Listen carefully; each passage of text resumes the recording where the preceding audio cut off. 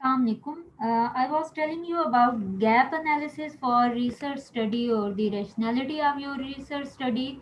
तो एक जो easiest पेपर था उससे किस तरह से हम एक गैप की बेस पे एक मॉडल ड्रॉ कर सकते हैं वो मैंने आपके साथ शेयर किया, लेकिन हमेशा ऐसा नहीं होता. It can be difficult sometimes to find out the gap, to understand the gap, to convert the gap into a research framework. यहाँ पे जैसे मैंने एक पेपर है, आप इसको देख सकते हैं. डिफरेंट पेपर्स को मैंने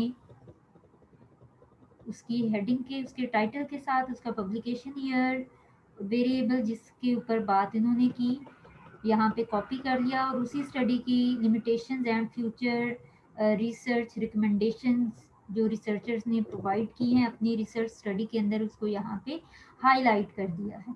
तो you can see here, like इन्होंने कहा है future studies should also consider including other mediating and moderating mechanisms to fine tune our understanding of the processes and conditions of organizational identification becoming deleterious.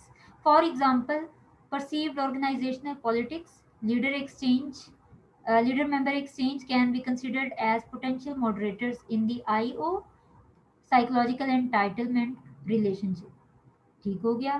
फिर इन्होंने कहा जी future studies should investigate the pertinent role of these variables in explaining when and for whom OI shows more deleterious effects.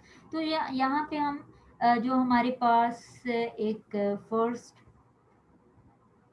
हम देख सकते हैं, ये इन्होंने कहा है एग्जांपल भी दी हुई है कि ऑर्गेनाइजेशनल परसीव्ड ऑर्गेनाइजेशनल पॉलिटिक्स और ऑर्गेनाइजेशन लीडर मेंबर एक्सचेंज को, इन दो वेरिएबल्स को आप पोटेंशियल मॉडरेटर के तौर पे यूज़ कर सकते हैं. मॉडरेटर किस लिए होगा?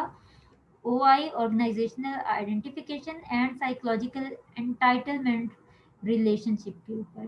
Okay, we will insert drawing canvas over here और यहाँ पे वट एवर द रिसर्चर है सेड उसको हम वेरिएबल्स की फॉर्म में उनके रिलेशनशिप को बिल्ड करते हुए यहाँ पे एक फ्रेमवर्क बनाते हैं.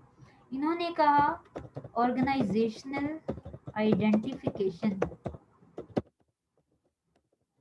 इसका एक मेथड मैं आपको बता दूं कि जब भी आप एक फ्रेमवर्क ड्रॉ कर रहे होते हैं बेस्ड ऑन research gap, तो you must know the definition of variables और उनके दरमियान एक स्टोरी आप बिल्ड कर सकते हो और वो बहुत लॉजिकल सी और एक फ्लुएंट सी स्टोरी लग रही है, उसमें एक प्रॉपर फ्लो हो, वो ज़बरदस्ती एक रिलेशनशिप बिल्ड करना आपको नज़र ना आ रहा हो, उसमें एक फ्लो होना चाहिए, एक स्टोरी लाइक होना चाहिए. यहाँ पे जैसे हम बात करते हैं ऑर्गेनाइजेशनल आइडेंटिफिकेशन की, तो ऑर्गेनाइजेशनल आइडेंटिफिकेशन का मतलब ये है कि एक ऑर्गेनाइजेशन का मेंबर कितना प्राइड फील करता है for being a member of that particular organization. अपनी आइडेंटिटी वो उस ऑर्गेनाइजेशन के हवाले से शो करना पसंद करता है. तो इसकी वजह से हमने क्या कहा यहाँ पे O I and psychological entitlement. Psychological entitlement का मतलब ये हुआ कि your employee is having a feeling कि उसको एक फैमिली मेंबर की तरह ट्रीट किया जा रहा है या वो खुद को उस ऑर्गेनाइजेशन का एक पार्ट महसूस करता है. तो साइकोलॉजिकल एंटाइटलमेंट हम यहाँ पे लिख लेते हैं.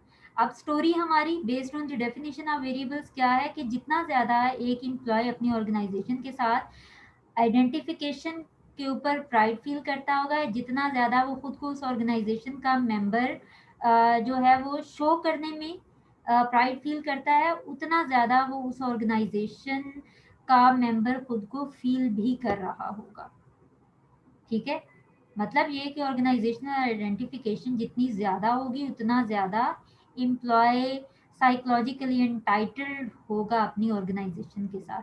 इसके ऊपर हमारा जो गैप है वो क्या है? Perceived organizational politics and leader member exchange. तो हम यहाँ पे हमें दो वेरिएबल्स सजेस्ट किए गए हैं तो यहाँ पे हम मॉडरेटर को ड्रॉ करते हैं और ये है हमारा परसीव्ड ऑर्गेनाइजेशनल पॉलिटिक्स, कि आप टैक्टफुली या डिफरेंट टैक्ट्स को यूज़ करते हुए अपने इंटरेस्ट को, अपने गोल को अचीव करते हैं, या हम कह सकते हैं कि अपने गोल्स को, पर्सनल और प्रोफेशनल गोल्स को अचीव करने के लिए जो भी टैक्ट्स आप यूज़ कर रहे हैं वो किस हद तक है। एक एम्प्लॉय क्या परसीव करता है कि इस ऑर्गेनाइजेशन के अंदर पॉलिटिक्स कितनी पाई जाती है।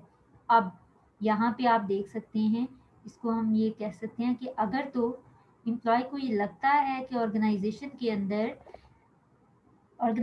के अंदर अगर पॉलिटिक्स कम है, अगर एम्प्लॉय ऐसा परसीव करता है, तो क्या होगा, वो ऑर्गेनाइजेशनल आइडेंटिफिकेशन उसके पास अगर है ऑब्वियसली, तो वो ज़्यादा इंटाइटल्ड फील करेगा, खुद को उस ऑर्गेनाइजेशन का एक हिस्सा ज़्यादा महसूस करेगा, एक फैमिली मेंबर महसूस करेगा खुद को। लेकिन ऑन द अदर हैंड अगर उसको लगता है कि ऑर्गेनाइजेशनल पॉलिटिक्स हायर है, तो ये रिलेशनशिप जो है ये वीकर हो जाएगा, ना तो वो ऑर्गेनाइजेशन के साथ अपनी आइडेंटिटी जो है वो शो करेगा, और ना ही वो खुद को ऑर्गेनाइजेशन का पार्ट महसूस करेगा। इसी तरह से यहाँ पे एक और मॉडरेटर है, आप देख सकते हैं, लीडर मेंबर एक्सचेंज। हम इसको अब यहाँ पे कर सकते हैं, लीडर मेंबर एक्सचेंज। अब जितना ज़्यादा एक एम्प्लॉय का अपने लीडर के साथ अच्छा रिलेशनशिप होगा, एक्सचेंज का रिलेशनशिप, उतना ज़्यादा ऑब्वियसली उसकी अपने लीडर के साथ, अपने बॉस के साथ अच्छी बन रही है, तो वो खुद को उस कंपनी का हिस्सा महसूस करने पे जो है वो प्राइड फील करेगा, और वो खुद को उसका पार्ट महसूस करेगा, क्योंकि उसका इंटरेस्ट और उसके बॉस का इंटरेस्ट सेम है। अब लीडर मेंबर एक्सचेंज अगर वीक है, अगर उनके इंटरेस्ट, उनके गोल्स आपस में मैच नहीं करते हैं, तो employee will not feel as a part, as a member of that particular organisation.